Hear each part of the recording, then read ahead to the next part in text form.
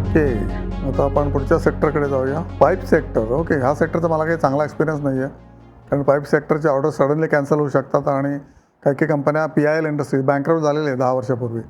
Such a fantastic company की year on year profit growth येऊ ठेव. Suddenly what happen you don't know. आणि ती हायली पुंजलाडीची सबसिडी होती PI इंडस्ट्रीज, बँकराप्ट झाली 10 वर्षापूर्वी.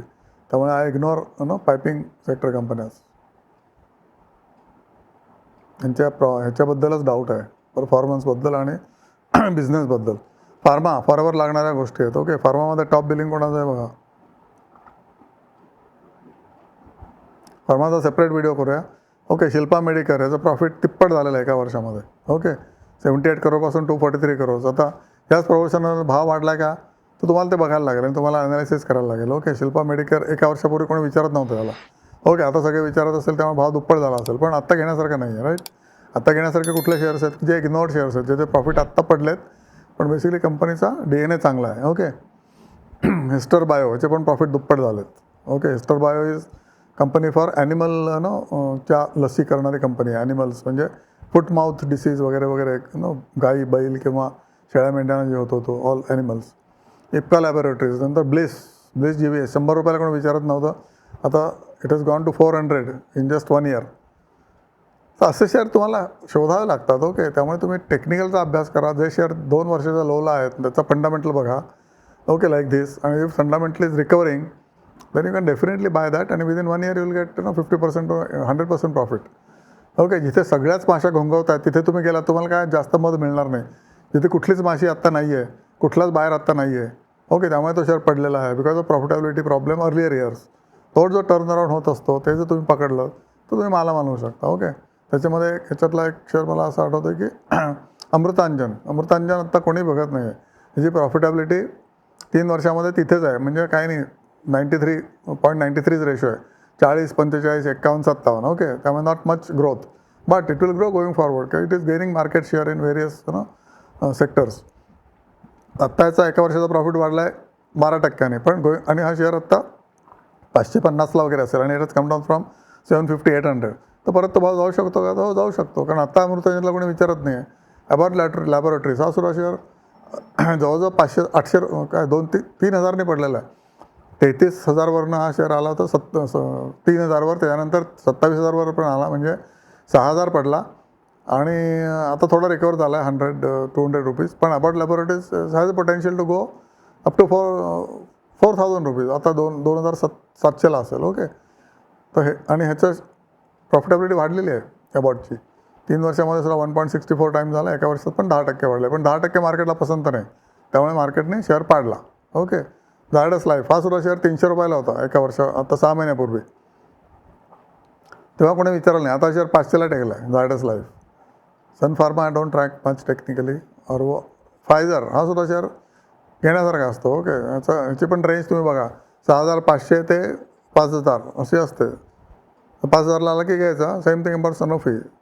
ओके, नाटको, सिप्लाचा प्रॉफिटेबिलिटी कमी झाली. बजाज हेल्थ सध्या बजाज हेल्थ खूप रेकमेंड होत नाही, कारण प्रॉफिटेबिलिटी एकदम डाऊन आली याची. ओके, 16 कोटीच प्रॉफिटेबिलिटी आली आणि it has come down to maybe 280. पण 280ला वर्थ बाईंग इज, किंवा nobody is buying it, that is the time you should buy. आणि हा शेअर तसा फ्लिपफ्लॉप करणारच आहे प्रॉफिटेबिलिटीमध्ये, कधी लॉस कधी प्रॉफिट. आपल्याला बेसिकली आपलं प्रॉफिट बघायचं आहे ना, त्यामुळे सध्या तो खाली आलेला आहे.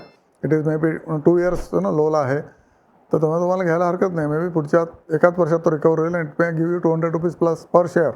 ओके, बायोकॉनचं काय चाललं माहीत नाही. R&Dमध्येच हा शेअर पडलेला आहे, त्यामुळे ह्याची प्रॉफिटेबिलिटी काहीच वाढत नाही आहे, कमीच होते इनफॅक्ट. ओके, तेव्हा इथून डबल झाली 600 ते 1200, मग तिथेच राहिली आणि यावेळेला परत it is come down to 30%. पण बायोकॉनवरती जातो आहे बिकॉज पीपल शेअर मार्केटचा भाव जो असतो ना, इट नोज द फ्युचर. तेव्हा बायोकॉनचं फ्युचर म्हणजे within next 6 months to 8 months चांगलं असणार आहे, म्हणून हा शेअर दौड मारतो आहे. आता 350वरनं 425ला गेलेला आहे. ओके, त्यामुळे शेअरच्या भावामध्ये हर शेअर कुछ कहता है असं जे म्हणतात ना, ते खरं असतं. शेअरचा भाव तुम्हाला सगळं सांगत असतो, पण त्याच्यामध्ये अडकून बसायला होतं. आता तुम्ही जर बायोकॉन घेतलात तर हळूहळू घ्यायला पाहिजे, दर राईजला तुम्ही घ्यायला पाहिजेत, ना की तुम्ही एकदम 500 बायोकॉन घेतला आणि उद्या तो परत 10% पडला तर काय, आणि पडतच राहिलं तर काय. त्याच्यामुळे एंट्री छोटी घ्यायची and then buy every week और एव्हरी 3 days. ओके, बायोकॉनमध्ये बद्दल सांगतो मी तुम्हाला, कारण आता एकदमच वरती गेला, जम्प करायला लागला गेले 1 महिना. So this is about the pharma sector forever लागणार आहे, कारण आपल्या सवयी बिघडत चालल्यात. त्यामुळे सगळ्यांनाच जास्त जास्त औषधांचे डबे लागतात, मोठे डबे लागतात या औषधांच्या घरी. आणि त्याच्यामुळे या सगळ्या कंपन्या ना, बिझनेसला काय मरण नाही. आता ते किती इफिशियंट चालवत आहेत, किती R&D करत आहेत, त्याच्यावर त्यांची फ्युचर प्रॉफिटेबिलिटी अवलंबून असते. पेस्टिसाईड, ओके, पेस्टिसाईड कंपन्या सायक्लिकल कंपन्या असतात, हे तुम्हाला मी खूपदा सांगितलेलं आहे. ओके, तर Rallis, Bayer Crop, Sumitomo Chemical, Insecticides India, PI Industries आणि NACL. ओके, तर PI इंडस्ट्रीज बेसिकली खूप यातली टॉप कंपनी आणि जी आत्ता प्रॉफिटेबिलिटी डाऊन असल्यामुळे पडलेली आहे. ओके, मे बी 27-28 आले, पण त्याची कॅपॅसिटी 5,000 आहे. ओके, नंतर रॅलीजची पण कॅपॅसिटी चांगली आहे. Rallis can go up to 350. Okay, आता 225 किंवा 250ला असेल. तो ऑलरेडी वरती गेला आहे, कारण प्रॉफिटेबिलिटी चांगली आली म्हणून. बायर क्रॉपसुद्धा it has capacity to go to up to 6,000 rupees.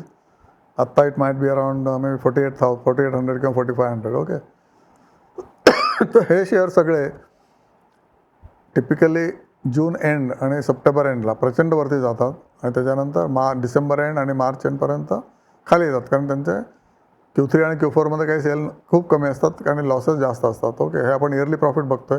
Quarterly profit तुम्ही बघितले तर तुम्हाला कळेल की Q3 आणि Q4ला म्हणजे डिसेंबर एंड आणि मार्च एंडला यांची प्रॉफिटेबिलिटी खूप कमी झालेली असते. ओके, याच्यातला टर्न अराउंड शेअर मला दिसतोय मेघमणी corporations. Okay, मेघमणी also pesticide company.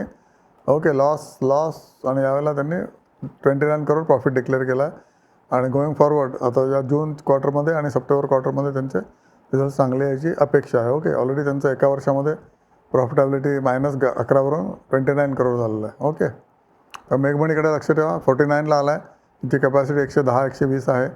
आणि बॉटम ह्याचा टिपिकली आत्ता 45 किंवा 40 झाला असेल एक महिन्यापूर्वी, एप्रिल 2ला वगैरे 2024ला. त्यामुळे if the entry price if you catch off मेघमणी प्रॉपरली आणि hold for 2 years it will give you may be 200% return or more than that. Okay, नंतर पेपर इंडस्ट्रीला खूपच खतरनाक दिवस गेले 2 वर्ष. सगळ्यांची प्रॉफिटेबिलिटी पडलेलीच आहे. Okay, everybody is down. Only one national peroxide ही पेरॉक्साईड कंपनी आहे. पेपर सेक्टरमध्ये मी टाकले, कारण बेसिकली त्यांचं जे प्रोडक्शन आहे ते पेपर सेक्टरला जास्त जातं. Hydrogen peroxide is use by paper industry most. Okay, तर तुम्ही बघा, तर व्हाईट पेपर, पदमजी पेपर, हे सगळ्यांची प्रॉफिटेबिलिटी लेस दॅन 1 आहे. म्हणजे कोणाचे 75% आहे, कोणाची 50% आले प्रॉफिटेबिलिटी. त्यामुळे पेपर सेक्टर आत्ता एकदम आउट ऑफ फेवर आहे. त्याच्यामुळे सगळे almost all papers are at the low prices. Okay, chart बघितले तुमचे या पेपर सेक्टरचे, तर सगळ्यांचे शेअर्स आत्ता 50% किंवा 40%वर आलेले आहेत. तर अशा वेळेला जर तुम्ही शेअर्स घेतले, राईट टायमिंग जर केलं आणि जर तुम्ही 1-2 वर्ष थांबला, तर पेपर सेक्टरची पण सायकल बदलेल. आणि बदलल्यानंतर तुम्हाला will be able to gain phenomenally into it. पण त्याला तुम्हाला पेशन्स ठेवावं लागेल. आणि या सगळ्या कंपन्यांची सगळ्यात चांगली कंपनी कुठली, तर SPB, Seshasayee paper board, SPB. I trust on this most. Okay, next is Padamjee आणि मग वेस्ट कोस्ट पेपर. ओके, आणि Andhra paper, west coast paper are the same. Okay, orient पेपरचं काय खरं नाही आहे. बिर्लाची कंपनी असून सुद्धा ते फ्लिपफ्लॉप चालू असतं. 2 वर्ष प्रॉफिट, 1 वर्ष, 3 वर्ष लॉस, 1 वर्ष प्रॉफिट, असं असतं त्यांचं गणित. त्यामुळे याच्यामध्ये तुम्ही अडकून पडण्याची शक्यता जास्त असू शकते. पण कोणाला मटका लावायचा असेल तर लावू शकता. 17 रुपयाला म्हणजे अगदीच लो लेवलला आलेला आहे शेअर आणि त्याची कॅपॅसिटी 52पर्यंतची आहे. पण कधी जाईल God knows. It may go in 1 year, it may go in 3 years. Okay, और 4 years. So that is about paper sector. तर तामिळनाडू न्यूज प्रिंट हा शेअरनी काहीतरी अदर इन्कममुळे त्याची प्रॉफिटेबिलिटी यावर्षी जास्त आले, 248 crores. पण त्याला काही अर्थ नाही आहे. Okay, Tamil Nadu news print is a company which is public sector undertaking. Tamil Nadu industrial झोनची त्याच्यामध्ये भागीदारी आहे. पेंट कंपन्या पण सो प्रॉफिटेबिलिटी झाली यांच्यामध्ये. ओके, त्याच्यामध्ये बोडल केमिकल ही actually supplier to the paint companies. त्याची प्रॉफिटेबिलिटी 2.6 times झालेली आहे, कारण शेअर 3 वर्ष लॉसमध्येच होता. ओके, ही कंपनी. तर टर्न अराउंड होऊ शकते. Bodal chemicals. Asian paints just 18% वाढला share profitability. Thirumalai forever in loss. Thirumalai is a supplier to the paint industry.